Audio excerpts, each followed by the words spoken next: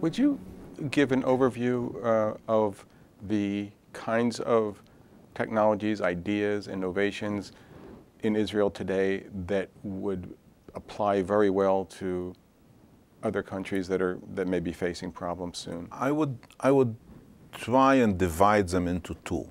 And maybe Eilon will elaborate on the technology of reclaiming and producing water. But there's the other part, and this is the consumer, and the understanding that it's not enough to produce more water, you have to use it in a more efficient way. And even the term of efficiency, or what is sustainability, is getting to be controversial. So if you come to a farmer and ask him what is water use efficiency, his answer will be very simple. How much money do I make from a unit of water? And this is the advantage of the relatively educated Israeli farmer. He can adapt, diverse, and change whatever he's doing with the water based on market needs and price of the market of the product. The best example is, as I usually say, and this is something that we developed in our institutes, is aquaculture in dry lands. Growing fish in the desert, which seems to be a crazy idea, makes a lot of sense if you measure the efficiency by the amount of protein you are producing per unit of water. And then you realize that fish, as I say, live in water, but they don't consume the water. So the challenge is intensive farming of aquaculture, recycling of water, using the water after it in order to have another product, like growing dates.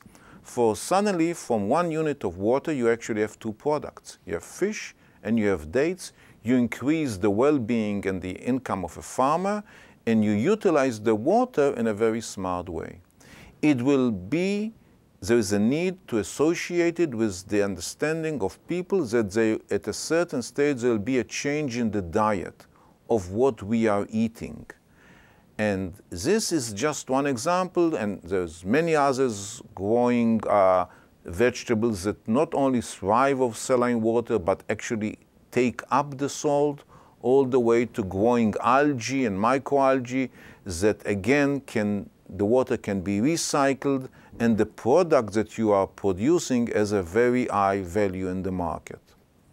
This, of course, depends on the ability of the technology to provide us with more good quality water, and I think Eilon is the right person to elaborate on this one. Do we have the technologies we need right now, or we're going to be having to develop more? We do have technologies. However, the question is whether these technologies are adequate for the future. But before that, to continue with what Avigad said, the question is whether it will be sufficient to dwell on, increasing water use efficiency to solve the problem globally. And the example from Israel is that it's not. In Israel, we reached high use efficiency by whole means, by whole standards, but it's not enough. Definitely not enough. In spite of the fact that the agricultural sector in Israel is now getting only 25% of the water consumed by the agricultural sector is fresh water. 47 years ago, the agricultural sector consumed 1.1 billion cubic meter of water. At that time, 100% fresh water. Slowly but surely, in 45, 47 years, they moved to 68% treated, reclaimed sewage water. Only 24% fresh water. The rest is fresh, brackish water. And surprise, they consume the same amount of water today, 0.998 billion. And a big surprise, the agricultural production was not negatively affected.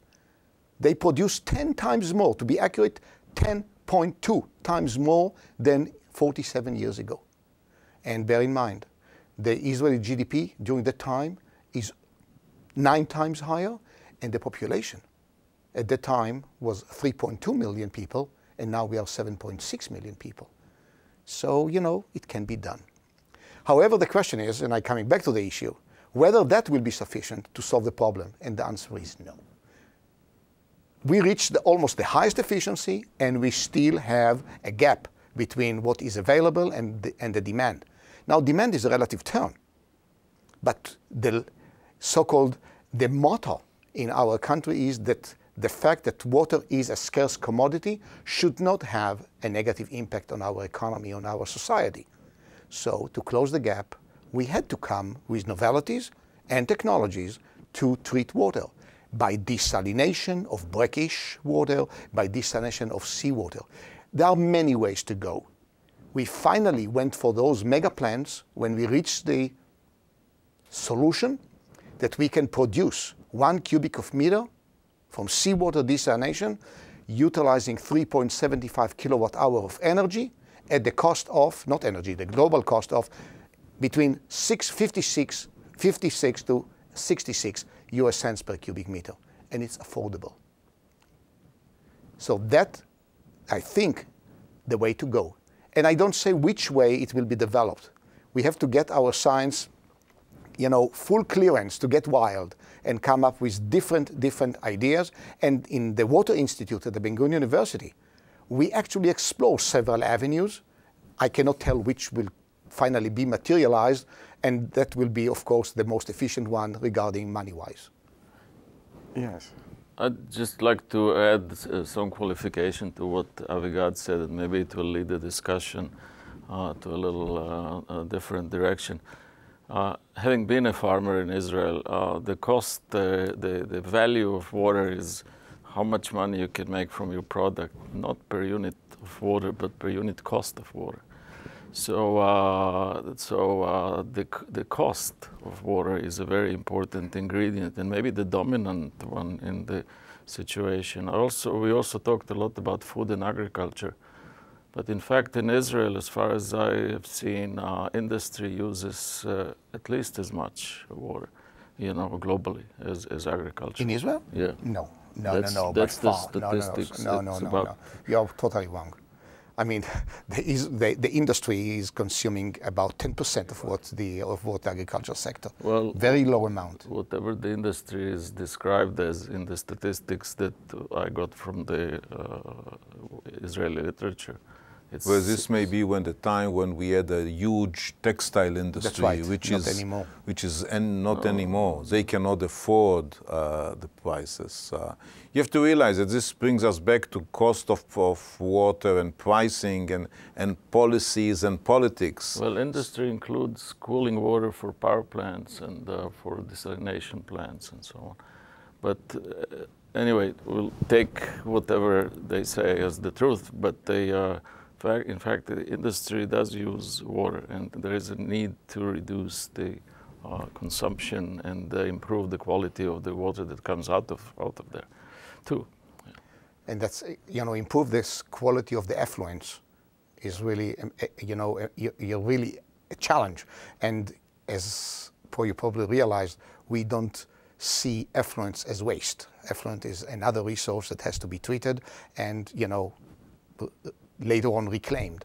And reclaiming effluents from the industry is very challenging process, and we try very hard to come up with solutions, not because it will provide us with additional significant amount of water, but because of protecting the environment. We signed the Barcelona Treaty for not contaminating the Mediterranean Sea, and we are very much concerned of that. A lot of the innovation then that you've undergone in Israel has been driven by constraints, by price. That price constraint hasn't bit down in places like the U.S. yet, where water is mostly very cheap. You would probably say very underpriced. Can you talk about the importance of price and how that may be really the mechanism that changes or forces change?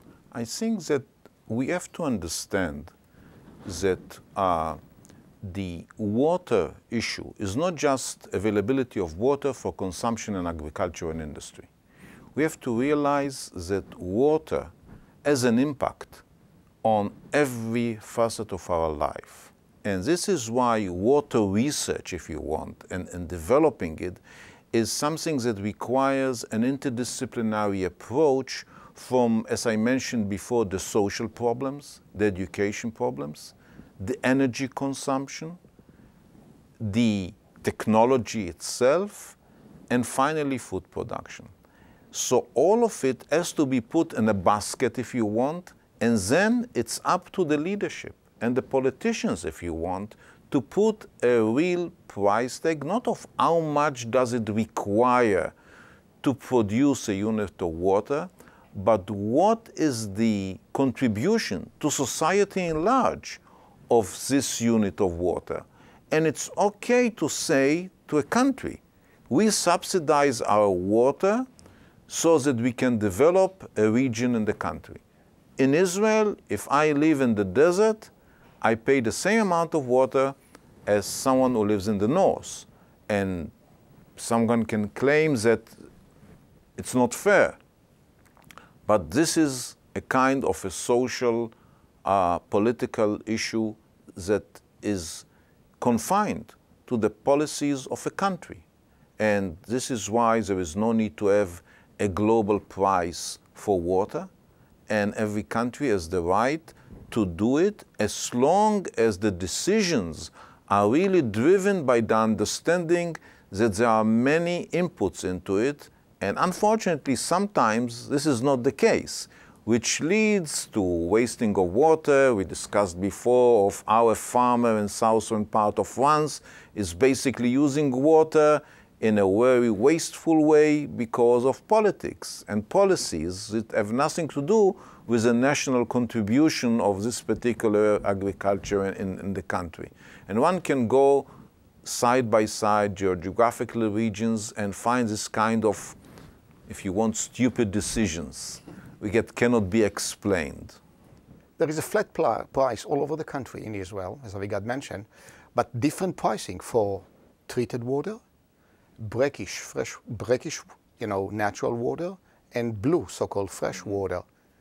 For the agricultural sector, as long you use the quota allocated, by the way, it changed every year according to the situation. As long you use the quota or within the quota, it's flat, constant price. If you exceed the quota, sometimes they cut because there is no water, or the price is elevated dramatically. The same for domestic use. The same. There is a quota per family with reasonable cost. It's still expensive, but if you exceed the quota, if I want to water my garden, I want to see some green in front of my eyes, I have to pay. It's a matter of priority. Exactly. Yeah, exactly. I mean, the pricing can be used by the government as a way of implement policies. If you get a farmer to pay a much more real price for the water, he will be driven to use it more efficiently. The best example is from the farmers. You see many farmers, especially in the Negev desert, they get three types of water at the gate. The blue, fresh, more expensive. The green, brackish, quite cheap. And in the middle is the red water, the treated sewage water. And every farmer has its own tanks in the farm, and he makes the melange based on, the growing season, germination, the crop, pricing. He has to make it, he makes the decision. But he knows, as Avigad said, he knows a priori how much he pays for every cubic meter he takes from each of these colored lines. So being so close to this, as you are, and having lived through the development of these pretty extraordinary technologies, are you hopeful about how the world will handle water in the future? In other words, is it your view that, well, eventually water is going to get expensive, the price will go up to a point where people will have to adopt new behaviors, new technologies, and thank goodness that technologies are there? Or are you less optimistic for reasons you can explain to me? I'd like to just add one thing which will maybe also direct the answer. In addition to what Avigad and Eilon said, there should be, in the sense of sustainable development, some depletion allowance in the price. Okay, so because water gives us some things now, but we have to take into account the price of it being lowered in quantity in the future. Okay, and there are depletion allowances in some areas, not in water, but in some other resources. And until the world agrees that this kind of depletion allowance should be included in the price, in addition to all of the other costs, you know, we are going to be in trouble. We are in troubles. Yeah. And the reason trouble. I am optimistic is that there is no other choice. So the question is, why just when are we going to wake up? Early enough, or will it have to go to a much worse situation? And this can be carried away up to issues of health in Africa, or just the need to dry out our golf courses, God forbid. I follow Avigad. I'm also optimist. And I think that by just reviewing the scientific community, we are driven by the market, so-called.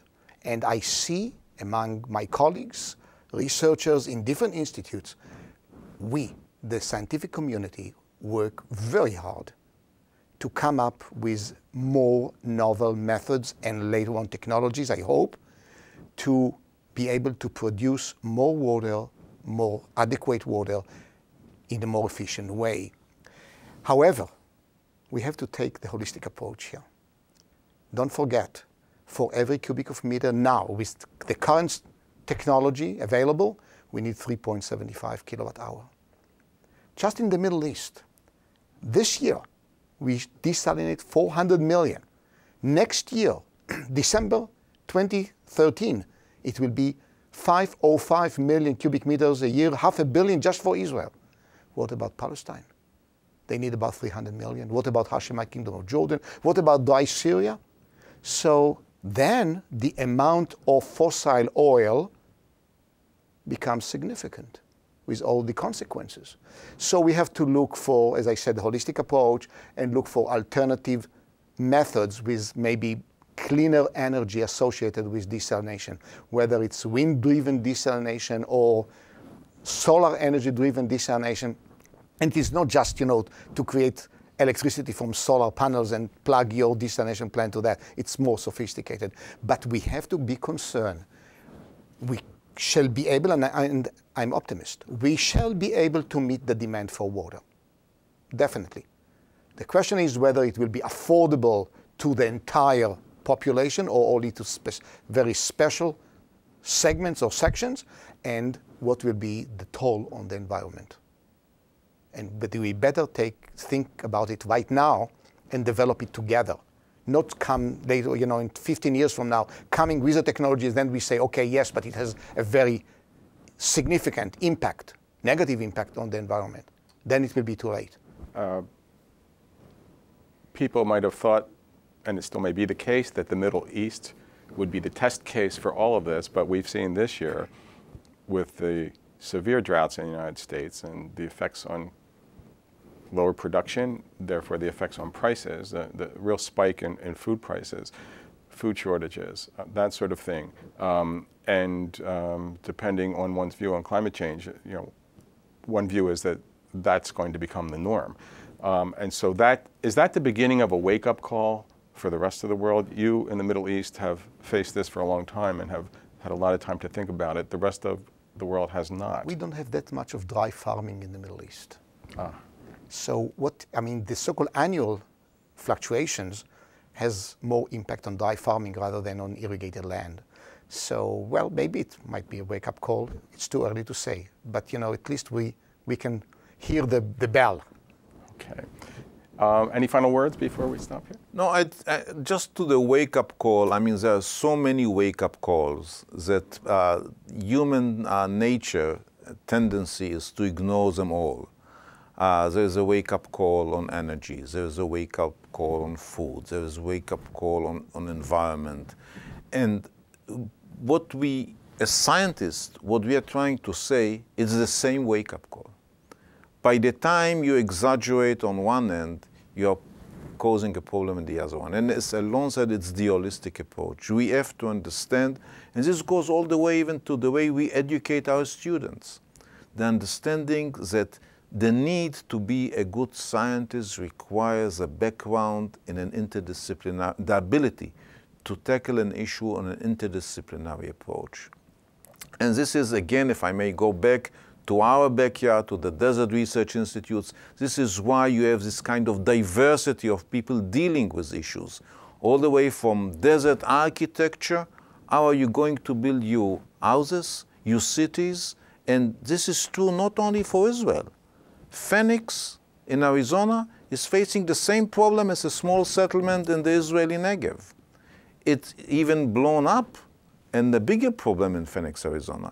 So it's desert architecture, it is energy, it is education, it is social issues, and everything, if you want, it's the same wake-up call. We are going to face, and we are actually facing a problem. And the wake-up call is not only for the scientific community, but also for the politicians and the leaders, because finally, scientists don't make decisions. Thanks God they don't. They finally may be able to provide a good advice. Yeah, I think this is the very important point. You know, we should make the advice, but you know, we have to educate the politicians as well.